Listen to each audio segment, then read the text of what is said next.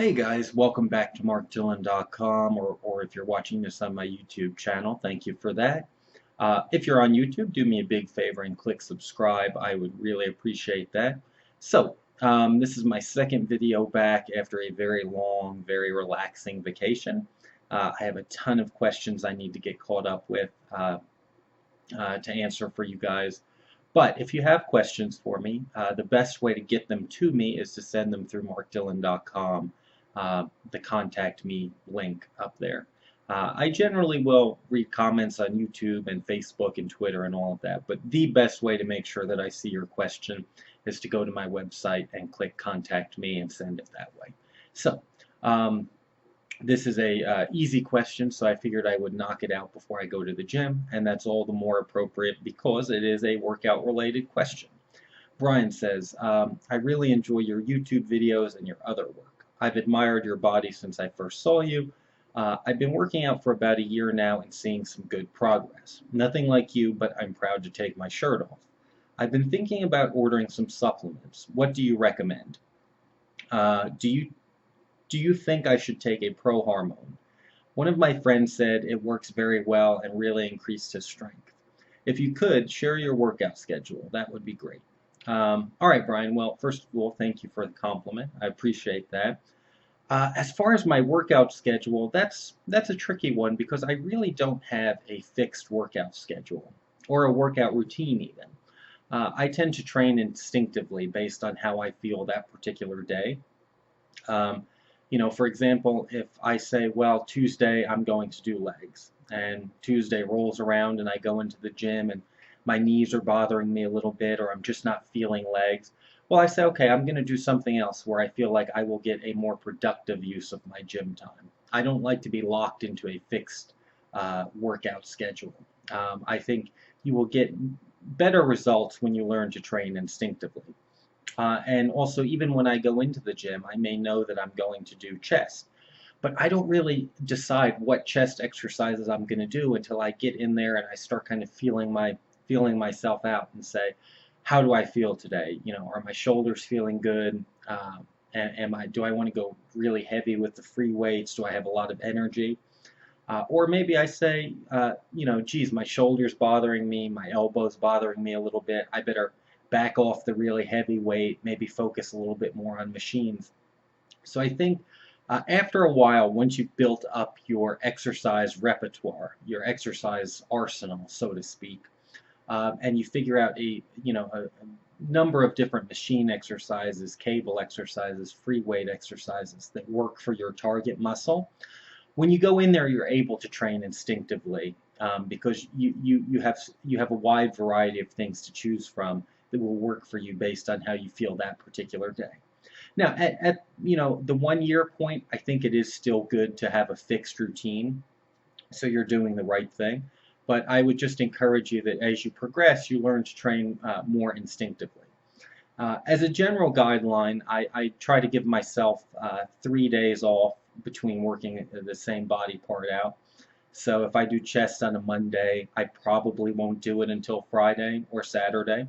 But again, that depends on how I feel. So if my chest workout Monday was super heavy and intense, I may be sore longer than 3 days, so I need a longer rest period. I never work out the muscle if there's any residual soreness from the previous workout. So I don't have a great routine to share with you or a great a schedule to share with you just because mine is so fluid.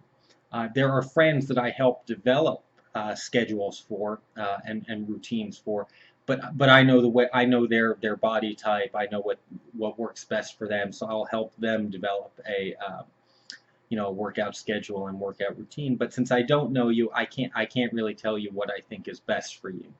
Other than just make sure you don't work out the same muscle if there's any residual soreness. Now, as far as supplements go, I think some of them can be very helpful and very beneficial, but I also think it is an easy way to to waste a lot of money. You start to encounter what in business we call the law of diminishing return, where the more money you're spending, the less results you're seeing. So I would say that You can, at this point, you've been training for a year, you're seeing some progress. Smart supplementation would probably be good for you. And I'll tell you some of the things that I take. And I'll show you what they are, but I'm not getting I'm not getting any advertising money for this, so don't think I'm like showing you certain things because I say you have to buy these. These are just what I take. I don't get paid. Nobody's paying me to advertise them. But I think first, when you start your supplementation program, you get the most bang for your buck with a good protein powder. I think that if you can eat with a high enough volume and good quality food, you can probably skip a protein supplement. But most people just can't get that much protein into their diet. So even advanced weightlifters and bodybuilders will take a protein supplement. Now, I happen to like the two brands that I like are Isopure and Gold Standard. Um, Isopure is a really high quality protein. It's 100% whey protein isolate, which means that the whey protein is really, really refined to its purest form. But that means that it's a little bit more expensive. Now, Gold Standard, I believe, is a whey protein concentrate, which is still very good. It's not refined quite as much, so it's a little bit cheaper. But I would say if you were only going to buy um, one supplement, I would say a good protein powder. Beyond that, I think creatine can be very helpful to you. It's probably the most researched supplement on the planet. There is tons of data showing the benefits of creatine. Um, you want to make sure that you research it and you learn how to take it properly. There's usually a loading phase and then a maintenance phase, and then you want to go a while without taking any to let your that's actually true with all supplements. You should cycle them. So you shouldn't stay on them, just constantly. You need to give your body time to work without those supplements and kind of flush your system out and all that good stuff. So protein, creatine, you can get it in a big tub that you mix with water or juice or something like that. Or I just buy these creatine tablets, which work well for me. Then so this is all dependent on your particular budget. So protein for sure. If you have some extra money to spend, creatine. I think branched chain amino acids can be very helpful. I take those. Again, you can buy them in a big tub, or you can buy them in just pill form. I feel that I get some benefit from them.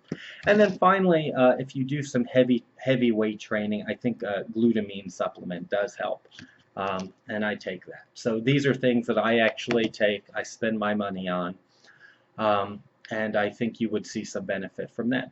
Now, if you told me, Mark, I have an unlimited amount of money to spend on supplements, well, then there are tons of other things that I think you could take that will provide you an incremental benefit. I just don't think they're really, for most people, worth the cost. I mean, over the years, I've tried just about every supplement you can think of, just to see does it actually help me. And for the most part, I don't think that it's ever worth the money. I'm lucky that I can afford whatever supplements I want, but I don't like to waste my money. So I think that a lot of them cost more than they're worth, and they create some very expensive urine, basically. So as far as your question about a pro-hormones can be very effective. It's been so long since I've looked into them, though. I think the FDA has basically banned a lot of the ones that really do work. That's not to say there's none out there that are effective.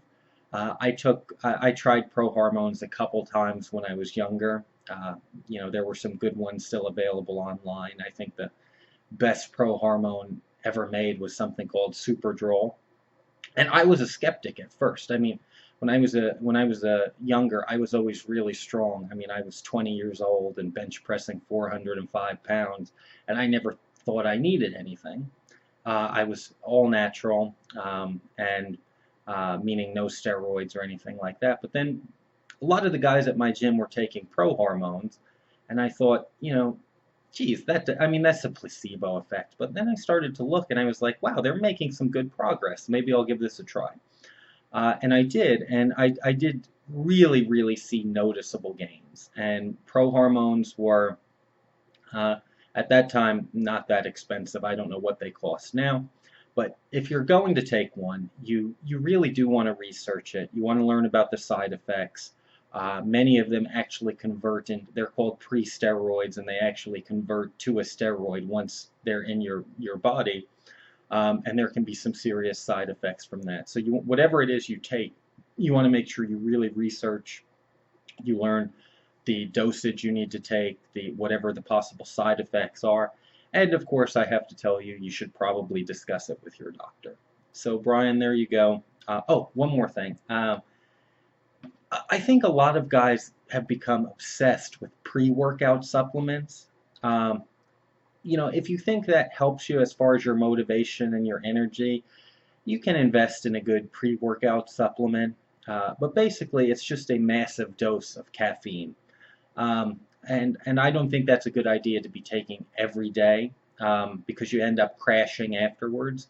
I would say, if you're feeling particularly sluggish on any given day, just pick yourself up like a Monster or a Red Bull. You don't need a giant tub of pre-workout supplement, sitting on your counter that you take every single day. I think the pre-workout stuff, which again is basically just a massive dose of caffeine, is good on occasion when you're feeling especially sluggish. But that's the reason I didn't recommend a pre-workout. So guys, thanks for tuning in to markdillon.com. Brian, thank you for your question.